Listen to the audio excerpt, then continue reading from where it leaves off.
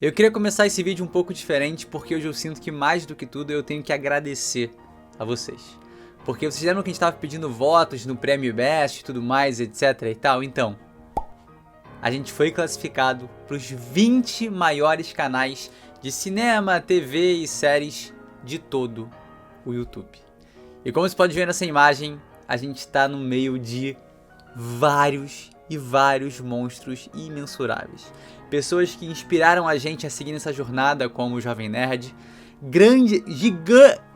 Empresas colossais. Netflix Brasil, HBO Brasil, vai ter Warner aí no meio, vai ter... E a gente é o canal Chapéus de Palha. A gente é um canal que fala do que a gente ama com todas as nossas forças, do fundo do nosso coração, e que tudo que motivou a gente a criar esse canal foi o amor por uma obra. E agora a gente está dividindo ali um patamar dos 20 maiores com empresas milionárias, bilionárias, com gente muito grande. Cara, Paramount, Adoro Cinema, vai ter muita coisa ali que é enorme. O fato de ter Amazon Prime Brasil ali no meio também significa muito, e a gente tá no meio disso. Essa é uma conquista nossa, da comunidade de One Piece. Então assim, tá ali entre os 20 melhores é surreal, é de verdade um sonho sendo realizado, é algo histórico e algo que ninguém nunca vai poder tirar mais uma vez da gente. A gente conquistou isso, é uma alegria enorme, tá? E eu só tenho a agradecer a cada um de vocês por isso, porque eu sempre falo e pra mim é uma máxima verdade. Sem cada um de vocês, sem você aí que tá assistindo nesse momento, nada disso seria possível. Esse é o conceito dos chapéus de palha, é uma união, é esse amor que a gente tem pro One Piece. Então assim, é tudo ter começado por, amor pela obra, tudo ter começado por uma vontade de compartilhar ideias, de conversar sobre One Piece. É muito emocionante, tá? Muito emocionante de verdade pensar que a gente está sendo considerado um dos 20 maiores canais do Brasil nesse segmento. É gigante, tá? É simplesmente fantástico e mais uma vez é um feito nosso. Mais uma vez, eu não vou cansar de fazer isso. Muito obrigado pelo carinho ao longo dos anos, por esse apoio incrível e vamos continuar fazendo o que a gente ama e gosta de fazer. Que é falar de One Piece, é montar teoria, é discutir em cima dos capítulos e é isso. Então, tamo junto demais e vamos ver aí se nas próximas etapas do Prêmio Best a gente conta um pouquinho mais com vocês, tá bom? Porque tudo que vocês fizeram já é imensurável, mas a gente ainda pode conquistar mais. Tamo junto, rapaziada. Vamos pro vídeo, senão eu vou chorar, mano, senão eu vou chorar. É que é muito doido pensar que tudo que a gente fez sempre foi por amor. Sempre foi por amor. Sempre foi por admiração ao trabalho do Oda, sempre foi pelos valores de One Piece, sempre foi por tudo que essa obra passou pra gente. E a gente só tá aqui pra comentar sobre ela, sabe? Pra debater sobre, pra pegar esses valores, pra pegar essas ideias, tentar transformar em alguma coisa, tentar assimilar pra nossa vida. Então, tudo isso tá acontecendo, é imensurável. Realmente é muito mágico, tá? Então, obrigado. Obrigado de verdade. Maxwell F. Underline. Vocês imaginam um cenário onde Shanks morre para Figarland Garling, algo como uma punição? Na verdade, eu vejo um cenário em que o oposto possa acontecer, com o Garling morrendo nas mãos do Shanks como uma punição, como uma rejeição divina. A gente já viu que o Ruivo é impiedoso quando precisa ser, então é claro que dependendo muito das motivações e do cenário que vai se apresentar mais à frente, é algo possível de acontecer, né? O Shanks virar e simplesmente matar aquele que a gente especula com muita força que seja seu pai. Então assim, eu acho que é muito mais provável que se for para algum dos dois se lascar na mão do outro, o Shanks seja o responsável pela derrota de Garling e não o oposto. Pensa só comigo. Não seria uma decepção gigantesca se o maior pirata da atualidade fosse derrotado por um personagem que só veio ser apresentado no capítulo 1086? Ainda mais morrer seria uma decisão péssima. Se for pro Ruivo encontrar sua derrota em algum momento, que seja no embate lendário contra o Barba Negra ou num duelo histórico contra o Luffy do Chapéu de Palha. Eu quero muito saber como Oda vai trabalhar essa relação do Shanks com o Garlin, porque eu tenho a impressão que ele vai acabar optando por colocar os Cavaleiros Sagrados como figuras ali, né, antagônicas aos revolucionários, mas ao mesmo tempo tem essa conexão aí, né, inegável entre Shanks e Garlin. Só que são os revolucionários quem desde o início tem essa proposta de se opor diretamente ao governo mundial, e se o bando do Shanks acabasse lutando contra esses Cavaleiros Sagrados aí, meu irmão, sério, olha só, vamos lá, a gente espera muito mais ver o Ben Beckman em ação do que o Lindbergh.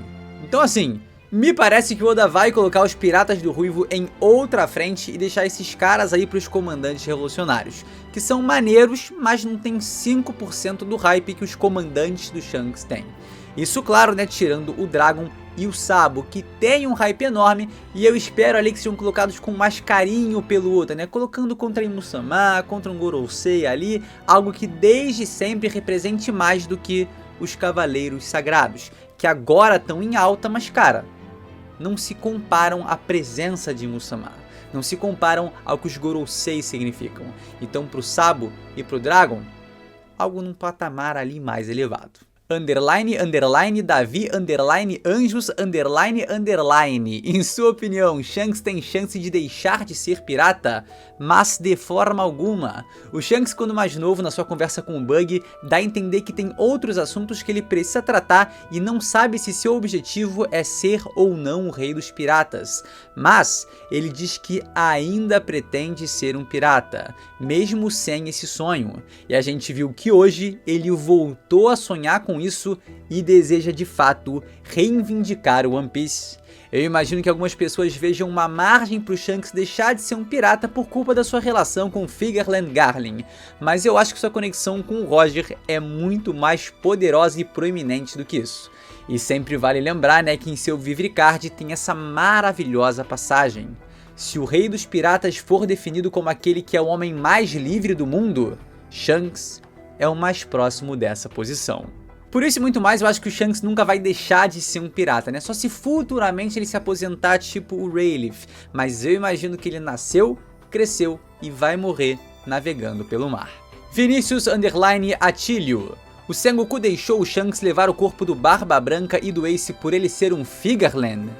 Vini, meu querido, não que você esteja fazendo isso, tá? Mas eu acho que a gente tem que tomar muito cuidado para não tirar a autoridade e os méritos próprios do Shanks, só por ter 99,9% de chance dele ser um Figarland, filho do Garlin, príncipe de God Valley e ter realmente uma linhagem sanguínea ali, uma família braba histórica. Mas o ponto é, a maioria avassaladora das conquistas do Ruivo vieram por sua própria competência e talento, sem precisar usar o título de sua família para isso. Eu acho que a exceção que os Gorosei abrem para ele momentos antes do Heavy começar pode ter sim algo a ver com a herança que ele carrega, mas acho e também quero acreditar que todos os outros grandes eventos que o Shanks realizou tenham sido resolvidos por mérito próprio. Imagina só a desilusão, a frustração enorme que seria se, no fim das contas, essa cena lendária do Shanks parando a guerra de Marineford e o próprio Sengoku considerando sua ameaça fosse... Ih, rapaz, olha aí, o príncipe Figarland de novo. Vamos parar com a brincadeira. Deixa o moleque... vamos ter que parar. Horrível. Horrível, imagens de dor e sofrimento, tristeza, péssimo isso, péssimo, horrível. O ponto aqui é, né, se a gente abrir esses precedentes aí de que o Shanks consegue fazer esses feitos incríveis por ser um Figarland e não por capacidades próprias, né, por merecimento que ele mesmo adquiriu, o personagem perde muito. A gente ia acabar também perdendo muita admiração que a gente tem por ele. Só que assim... o cara é um brabo histórico, um dos personagens mais importantes dessa obra, o fator motivacional pro Luffy sair pros mares. E no fim das contas, esse cara, o Ruivo, Yonkou, lendário, vai ser o fim de papai? Fim de papai? Diante disso, eu acredito veementemente que o Shanks é o que é por ser quem é, que só em casos absolutamente extremos ele usaria sua herança para conseguir algo, como é provavelmente o caso dele ter se reunido com os Gorosei Eu acho e torço muito para que essa tenha sido a única situação mostrada pra gente, pelo menos, que isso aconteceu. Ele levou o corpo do Barba Branca e do Ace por dois motivos, tá? O primeiro foi uma demanda dele próprio e sua presença ali em Marineford como um pirata representava uma ameaça gigantesca para a marinha, que preferiu acatar esse pedido dele, né, do que enfrentar sua tripulação. E o segundo ponto é que provavelmente isso também se dá pelo respeito gigantesco que o Sengoku tinha pelo Barba Branca, e um toque também ali de consideração pelo Garp, talvez, sabendo que o neto de seu grande amigo teria um funeral digno. É plausível isso aí, tá? Thiago Mendes 29, Amazon Lily pode virar território do Luffy? Existem algumas regiões que não precisam virar território do Luffy para serem aliadas dele, e a Amazon Lily é um exemplo perfeito disso.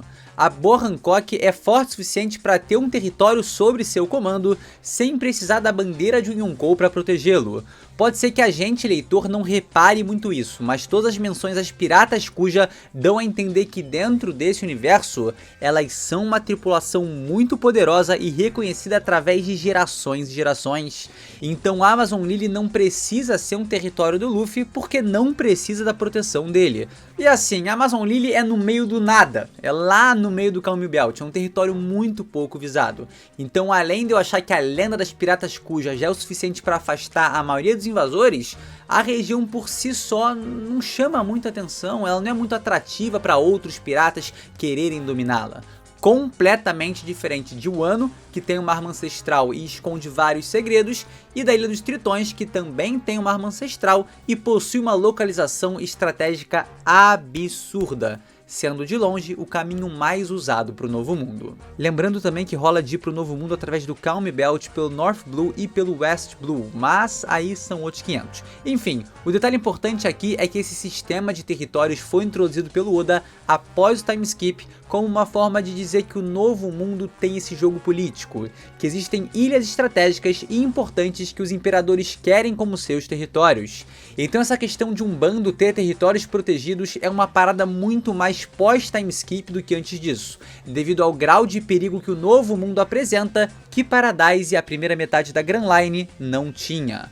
Porque se a gente for ver, desde que eles entraram na Grande Rota, existem vários outros territórios que fariam muito sentido estarem sobre a bandeira dos Chapéus de Palha, mas não tão. Alabasta sendo o exemplo mais gritante disso, o próprio reino de Drum, Skypiea e até Water 7. O importante no fim das contas é hastear ali a bandeira em Left Tail. Quem fizer isso primeiro vai ganhar esse jogo. Pedro P. Vivas. Vocês acham que Saturno vai mesmo lutar? Acho que seria uma opção para não revelar o poder dele.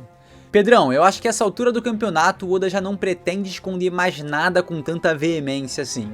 Sinto que se esse argumento de esconder as habilidades do personagem for um fator decisivo para ele não lutar num cenário tão cabuloso como o que se constrói em Egghead, com os piratas do Barba Negra, Chapéus de Palha, Vegapunk, uma frota maior do que o Buster Call e tudo mais, seria um fator muito raso, seria uma decisão nada verossímil ao que vem sendo construído.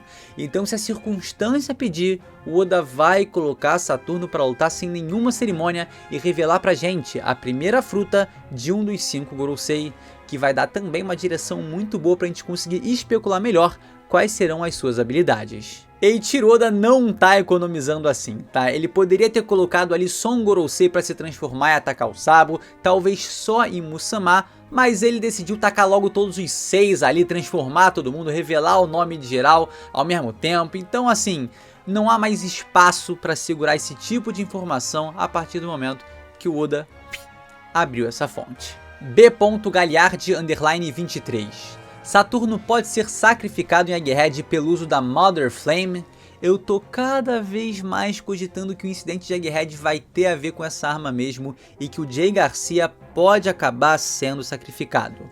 O Topman Valkyrie fala que eles vão resolver as questões de Egghead quando testarem a Mother Flame, e supostamente o teste foi um sucesso. Mas aí entra a pergunta, se foi um sucesso, por que os caras decidiram mandar 100 navios da marinha pra lá e não o treleco-teco gigante que solta raio laser mortal pra destruir o bagulho todo, acabar com a Egghead pra sempre, junto de seus habitantes? Por que a decisão de mandar uma frota gigante e não só essa arma? Será que a Mother Flame tá carregando ainda depois de Lulusia? E essa frota absurda tá sendo enviada só pra ganhar tempo? Mas será que os caras vão sacrificar um Gorosei, um almirante brabíssimo e milhares de marinheiros se eles pudessem só esperar um pouquinho e usar o diabo dessa arma?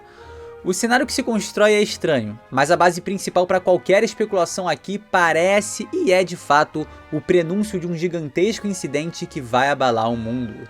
E essa arma parece ter o potencial para gerar esse caos. E aparentemente Musamá não se importa com nada, né? Então descartar tudo que tá ali nos arredores de Egghead para erradicar as pesquisas do Vegapunk e manter seus próprios segredos ocultos é algo que ele provavelmente faria. Por mais que soe uma decisão meio impulsiva. E agora, para concluir o vídeo, eu quero falar dele, do personagem de One Piece que na atualidade poderia ter a maior recompensa de todas. Luffy? Não. Shanks? Também não. Sabo, Dragon, nem pirata, nem revolucionário. O homem que merece ter a maior recompensa de todas em One Piece hoje é um simples jornalista. Morgan's Big News. A pergunta que me despertou esse pensamento foi do Gabriel_SoulF. Morgan's Big News poderia ser um personagem que abalaria as estruturas do governo mundial? Eu acho que isso ninguém duvida. Todo mundo já entendeu que o poder que esse homem tem nas mãos é capaz de influenciar a população. O Morgans tem o monopólio da mídia desse mundo. Ele é quem decide as notícias que vão ser espalhadas ou não pelos 4 cantos do planeta. Ou seja, a figura oculta, fora em Musamá, mais influente dessa sociedade. E que faz tudo pelas Big News. Claro que eu ainda acho que o Dragon, né, e o Sabo vão ter recompensas maiores, porque a do Sabo inclusive vai ter um salto cavalar aí, a gente já sabe disso. Mas assim, é interessante ter essa perspectiva, né, ver por essa ótica os poderes de Big News, que mano, influencia muito essa sociedade e é capaz de muito. O cara gosta de uma polêmica, ele gosta de um caos, a gente sabe que logo vem mais bomba desse homem. E quando vier, meu querido, vai ser talvez para instaurar a grande guerra final. Eu acho que ter permitido que alguém tenha tamanho poder midiático foi o maior erro, um dos maiores erros do governo mundial nos últimos séculos, porque isso abre uma oportunidade para essa pessoa ter o maior poder de influência do mundo. Vamos fazer um comparativo, o exército revolucionário tá aí, mano, há 22 anos e desde lá tem trabalhado pouco a pouco, criando pequenos focos de revolução para acender num enorme incêndio. Hoje, se eles, por exemplo, destroem Maré-Joa, como e quanto tempo demoraria para a notícia se espalhar pelo mundo se o Morgans decidisse não propagar ela? Claro que se fosse no Heavy, né, seria mais rápido porque tinha várias pessoas de reinos lá e tudo mais. Mas se não tivesse ninguém dos reinos lá, é claro que o governo consegue suprimir algumas informações, né, não deixa que elas vazem. Mas nessa altura da Champions League, o Morgans já tem uma rede de comunicações enorme que qualquer coisa que acontece no mundo ele já tá sabendo, ele já tá de olho, ele já tá publicando sobre. Então a mera existência de alguém assim é uma brecha, é muito complicado e algo que o governo não pode permitir. Ele ajudou o Luffy a ter um aumento cavalar na sua recompensa pós Whole Cake Island devido à maneira que ele noticiou aqueles acontecimentos. Ficou claro que com sua influência ele é capaz de até de certa forma ali, né, manipular decisões da marinha, porque é essa organização que tem o excelentíssimo, maravilhoso departamento para estabelecer as recompensas. Apesar de ser o Morgans, né, que vai fazer a distribuição disso tudo. Ou seja, na distribuição de recompensa de notícia, é o cara que manda, é uma loucura. Fora o fato de que agora eles sabem que o Sabo saiu de Maré-Joa com a informação de um tabu que pode estremecer o mundo. E quem garante que a rede de conexões do Morgans não o poderia fazer chegar até essa informação? Logo mais, através do Apple, ele vai ter conhecimento disso, de todos esses segredos, e ele vai pestanejar para fazer essa publicação ou lançará o maior Big News da história desse mundo? Com seu poder midiático capaz de influenciar o mundo, Morgans pode contribuir para moldar pensamento das pessoas, manipular desejos, percepções, virar a mesa de quem são os heróis e quem são os vilões, instaurar uma revolução através de suas notícias, sejam elas mentiras ou verdades levemente alteradas. Morgans pode criar o verdadeiro caos capaz de abalar as estruturas do governo mundial. Essa, infelizmente, também é uma capacidade da mídia, e Morgan's Big News monopoliza esse poder. Esse é um exemplo da extensão que as garras desse albatroz maravilhoso é capaz de alcançar. Então assim, com uma simples canetada, o Morgan's pode provocar efeitos de escala global que ameaçam muito o governo mundial. É como eu disse, eu não tô querendo alegar que ele tem que ter necessariamente uma recompensa maior que a do Dragon, longe disso. Eu não acho que ele vai ter uma recompensa tão grande quanto a do Shanks, quanto a do líder dos revolucionários, até mesmo do Sabo, porque a gente sabe que no universo de One Piece o nível de força também contribui muito para os valores dados à cabeça de criminosos. E o Dragon, pô, declarou guerra direta aos Tenryubito, Sabo invadiu o castelo de Pangeia e descobriu um dos maiores segredos desse mundo. Luffy é aquele que vai trazer o amanhecer e destruir esse sistema. Então, se Morgans aparecesse com uma recompensa colossal após ter ignorado várias ordens diretas do governo mundial e fugido, não seria de se surpreender. Agora ele é um criminoso que pode fazer o próprio governo mundial de refém. Tentaram matar ele, agora ele não é mais aliado assim do governo, ele tem aquele lancezinho, né, óbvio, a gente sabe, manipular as notícias ali e tal, etc. Mas tentaram matar ele. Ele tá foragido. Então a relação dele com o governo mundial está se corrompendo. E isso para o governo é com certeza uma ameaça. No momento ele pode sim ser uma ameaça tão grande quanto todos os outros grandes nomes citados aqui, porque é através dele que os segredos seriam espalhados. E é isso, ele tem um poder capaz de afetar um mundo inteiro que absolutamente nenhum outro personagem possui. Fora que ele também está envolvido, né, com o submundo de One Piece e poderia fazer uma delação premiada ali, mano, encaguetando todo mundo e tal. Ia ser uma loucura. Ele ia gerar causa ali em todas as camadas da sociedade, simplesmente Morgan's Big News insano. E eu acho muito bacana em One Piece a gente ter essa percepção diferente também de poderes. Cara, Shanks, absurdamente poderoso. Dragon, nunca lutou ainda, mas a gente tem certeza que ele vai ser extremamente forte. Luffy, pelo amor de Deus, venceu do Kaido agora há pouco. Então assim, é muita força, é muito poder. Mas o Morgans, na canetada, também tem um poder gigantesco. Então é isso, esse Albatroz aí é o personagem que vai ter a maior recompensa de One Piece atualmente? Provavelmente não. Sabo, Dragon, Shanks, todos estão na sua frente. Mas seria cabível dar isso a ele, devido ao poder que o personagem tem em suas mãos e a ameaça que ele representa para o governo mundial, com as notícias e informações que ele pode espalhar pelo mundo? Certamente sim. A relação do Morgans com o governo mundial tá desgastada, tá estranho. Tentaram matar o cara, ele tá foragido, então eu acho que seria bacana, tá? Se aparecesse uma recompensa pela cabeça dele. Eu acho que isso vai acontecer? Não, porque como eu disse, ele é o próprio cara responsável pela distribuição das recompensas, mas seria algo interessante ser colocado na obra. É isso, eu acho que pela maneira que o Oda escreve, né, faz muito mais sentido que o Shanks, o Dragon, agora também o Sabo, tenham uma recompensa maior que a do Morgans, e o Morgans no fim das contas acabe nem tendo uma recompensa, apesar de hoje ser um criminoso com um grau de periculosidade aos olhos do governo mundial em nível extremo. E é isso, meu querido, esse foi o vídeo, tá? Espero que tenha sido interessante pra você, que você tenha gostado. Se curtiu, deixa aquele like, se inscreve no canal se ainda não é inscrito. E é isso, vídeo de One Piece aqui diário, vamos comentar sobre essa obra, tá em pausa, mas a gente não para. É isso, muito obrigado por me acompanhar até aqui, e a gente se vê, sem sombra de dúvidas, você sabe aonde, num próximo vídeo. É isso, galera, valeu!